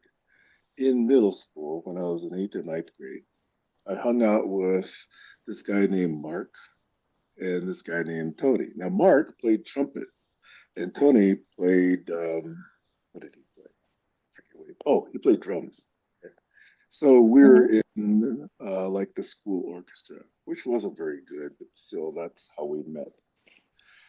And so Mark, man, he was like the most popular guy in school. He was good looking. He was, like wiry, muscular, athletic, although he wasn't a jock. He just had this confidence with him that, just attracted everybody. And for some reason, he thought it was cool to, be friends with me because I was a nerd. So for some reason, he accepted, an interaction with me. And then Tony was his sidekick. Tony was the silent type, that's always around with Mark. So the three of us sometimes did stuff together. And Mark would get invited to every party. So through Mark, I got invited to some of those parties. Uh-huh. So in either eighth grade or ninth grade, I went to one of these parties, and man, this like I said, I had a crush on everybody. But there was this girl named Jan Blomberg and this woman named Gail Rosenblum. They'll probably be searchable on the internet. and then others. And I remember another woman named Leslie. No, not woman, these are still middle school girls, probably what, 13, 14 years old. Hmm. And I remember that Leslie noticed that I was not dancing with anybody. And I was just sort of sitting there and just sort of kind of being alone. So she was the one who invited me to dance. Oh. And I couldn't dance. But she invited me to dance, and it was a slow dance. So she actually hugged me, and Wow. that was the first time that ever happened. Nice. Okay. And she was so nice to me. It was just one dance that I've never forgotten that in my entire life.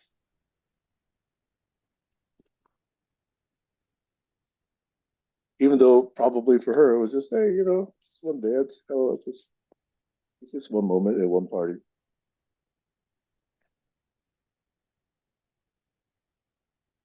That's a good story.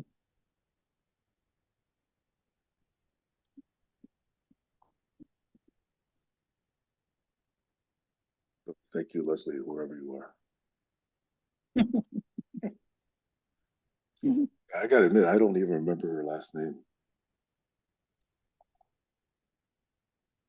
I have a guess at what it could be, but I'm probably wrong. And I don't think I can find my junior high yearbooks anymore. Yeah, junior high. That was before middle school got invented. Yeah, right.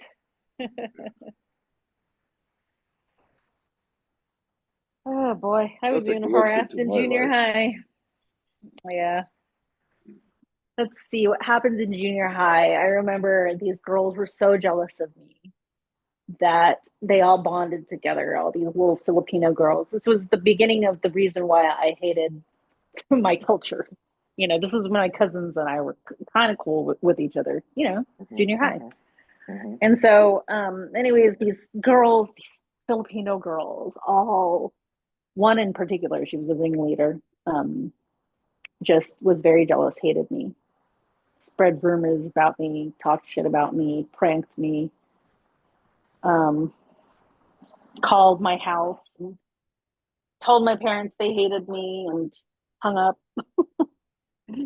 Um, and then the kids, these junior high kids.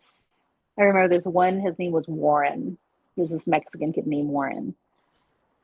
The boys from junior high were saying that they had sex with me when never touched one of them or had any type of interaction with one of them. But Warren was at least brave enough to come to my house and ask if he could have sex. This is an eighth grade boy, Out 13, of the maybe blue like that? 14. Yeah, just showed Jeez. up. Yeah, probably on a skateboard. I don't remember. And he wanted to have sex. And so there were rumors about me that I was a slut, even though I was still a virgin and I had no friends. I was the girl that sat alone at the lunch table in eighth grade because I was bullied that severely. And my parents didn't care because they're that generation. Um, I just didn't feel safe enough to tell them what was happening because then it would become my fault. Somehow it's my fault. I'm not doing something, or I'm not saying something, or I'm wearing something, or who cares, or something like that. So that's also the reason why when I went to high school, I changed my name to Kayla, is because I didn't want any of those people to know that I existed. And that also became the beginning of, you know, um, a shift where I didn't really like being attractive, number one. Number two, the people who were unattractive, I still talk to them. I still like found joy and beauty and friendship in them. And it stuck with me to this day. So that experience that I had, as painful as it was, shaped the person that I am today.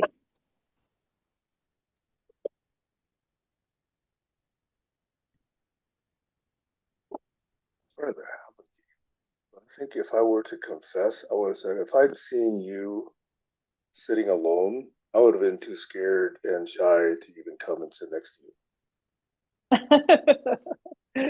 And I discovered that that's most people were.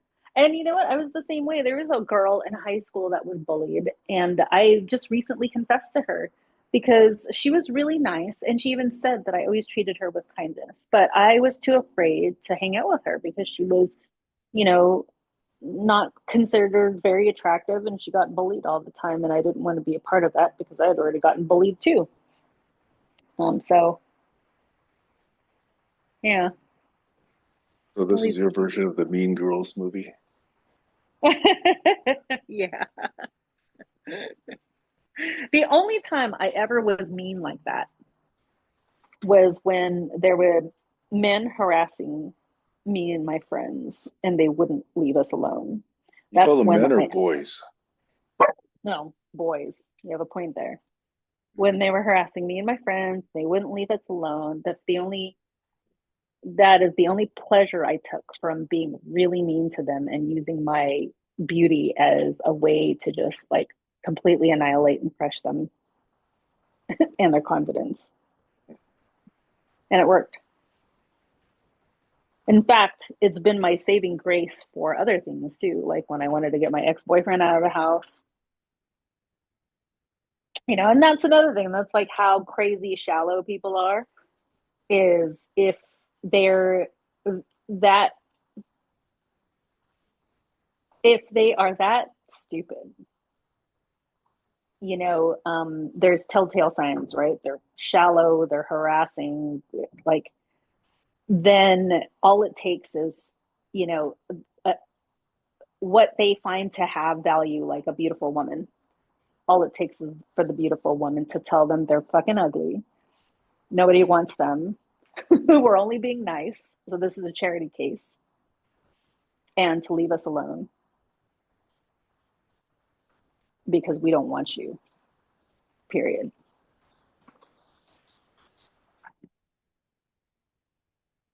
And then they call you the B word, right? And they call us a bitch. And then they start picking apart, or they thought they could pick apart my looks. And I'm like, yeah, go ahead and try. Mhm.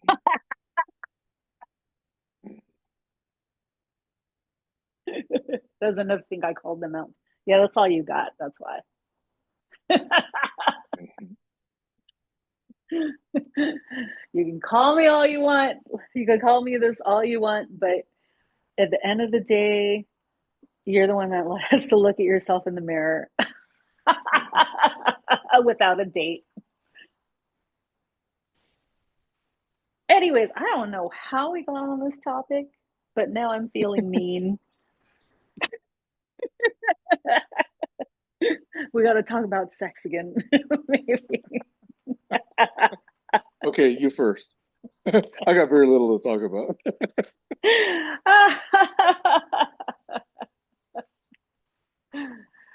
I like what you said about, is there anything in history that talks about connection?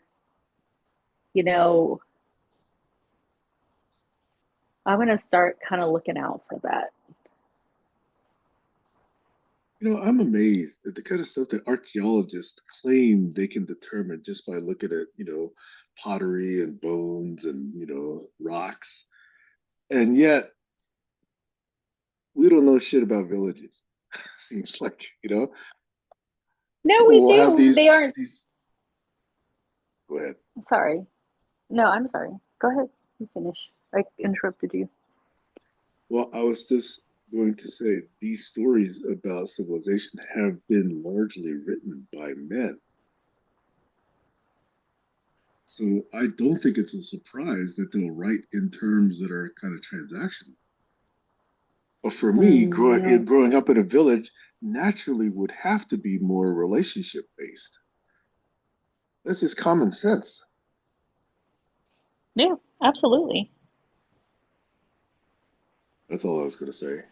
What about you? And well, they I guess there's nothing in history, but people know what it's certain groups of people know what it's like to live in a village, and they know the history of that is just not written Yeah. because there is no written language.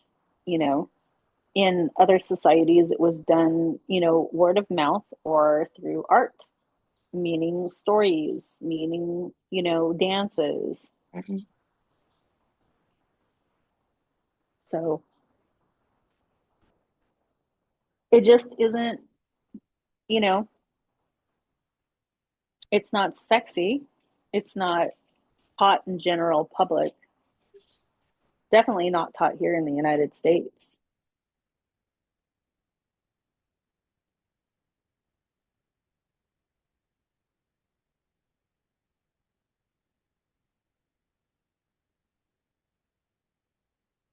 In the US, if they teach anything about that, it's in economic terms, that people are consumers and producers and Yeah, they buy shit. And that's just transactions. exactly. I do Ex- not like that. Another thing that I've been doing is I've been like minding how I portray myself now again, is because um I do not want to fall into that trap of trying to be like everybody else in the corporate world. If you want to make some type of change, um, you know, uh, sometimes it calls for a drastic idea. Sometimes it calls for something unconventional. You know how many times I have brought up the Talanoa to, people here in Ventura County, to the first five, to other organizations that are widely Mhm. known, and their CEOs actually love that idea. But to implement that, I think there is a healthy fear of doing something different. How is it that it's like if you want to think about like metrics or impact, why is it so difficult to measure something like the Talanoa?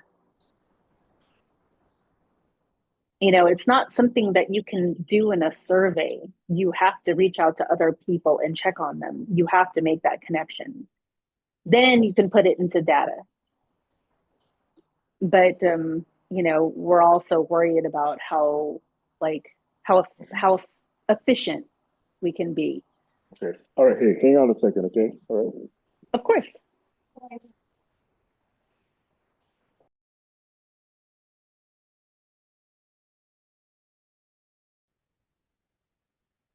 Go ahead. Yeah. Okay. Huh? You'll just left for work. Oh, okay. Sorry about the I was gonna. interruption. Oh, it's okay. I was gonna say it's already 10 o'clock. Already? Oh, okay. Yeah. Yeah, but we Um. didn't really go into that sex topic enough. Yeah. Boo. Yeah. Well, we'll leave more for other people to say, hey, maybe we can catch him in the next topic. Yeah. There you go. Oops. Shit. Sorry. Um. They was doing something, but Also anyway, sounded no like big what? deal. Maxwell already woke up? We were talking to him earlier? Oh no, I was talking to a neighbor earlier. Oh, oh, the person with the poodle? Yeah. Yeah. Okay, okay. Yeah. Is it still raining down there? Nope. It's gonna rain next week though. Oh, it hasn't been Yeah. raining up here. So it's actually pretty nice. It's been in the high 40s, low 50s. Yeah. Well, actually, no, it was raining, but just yesterday and today, I think it finally didn't rain. And then I found out I left the windows open in the car. The seats are probably soaked. Mm. I only drive like once a week, so I don't go out there very often. So it's Lucky. probably I wish been I dried collecting. once a week. Hey, that's the advantages or one of the side effects of living remotely. Yes. Trust me. I still dream about that.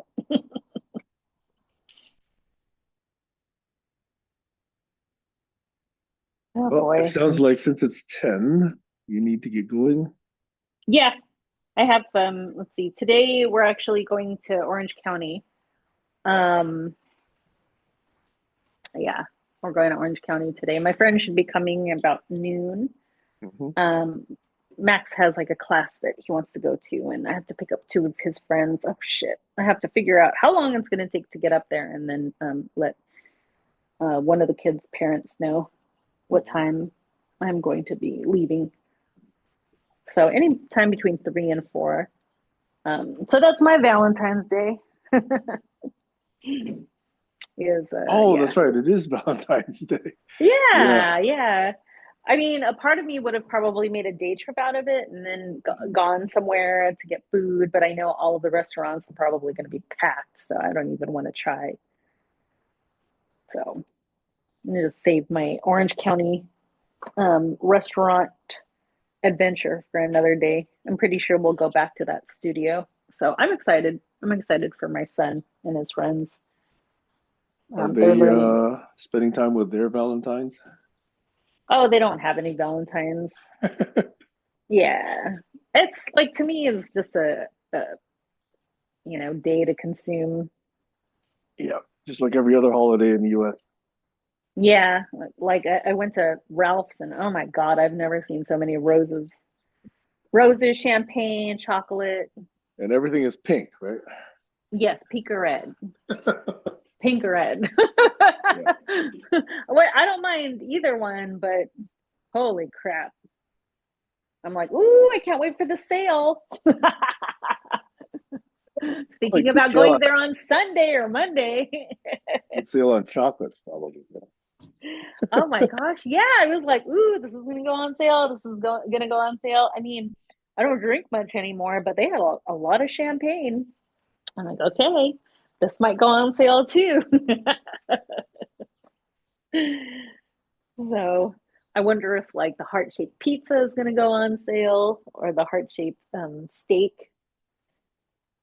So I'm pretty sure a lot of beef is going to go on sale, and I'll just swoop that up. Awesome. You're gonna have to post pictures of what you make. Yeah, yeah. And then So I'm gonna get far, envious. well, unfortunately, I've had two bad cooking days. So one of them was, the rice porridge that I cooked that one time.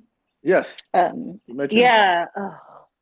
So I'm trying to get that recipe solid. The first time I cooked it, and I was on, with you guys, that was probably one of the best I've ever cooked.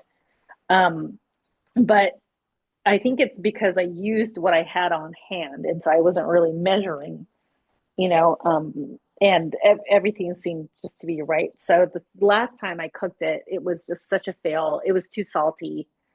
I think I put too much chicken bouillon in there. The rice wasn't soggy. It was just fluffy, which isn't really good because we want the rice soggy. So that sucked because I had to throw away like a ton of rice. And then there was a stew that I made. It's this Mississippi pot roast, but instead of using actual beef chuck and slow roasting it, I used cut up stew. And so what that did is it made all of the beef like really chewy, like and dry. And so I had to throw away a ton of beef. So that sucked. So there was two dishes that just didn't do well in the past 10 days.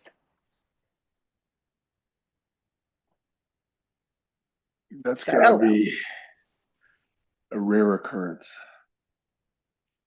Well, it happens when you're cooking. I don't know why it never really happened as much to my dad, but then again, he was, Professional? yeah, yeah. There's some people that are just naturally good at certain things. That's another big topic. Yeah. Innate genius, talent, what is often taken as gifts. Yeah. Okay, we got a bunch of stuff to talk about. Yeah. Yeah.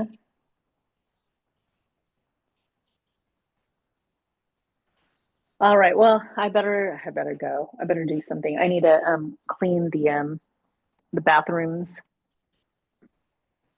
and vacuum because Eclipse, her hair is just out of control right now. Yeah, you And got then enough. that Sorry, I keep interrupting you. no, I keep rambling. Doesn't doesn't do anything for the session.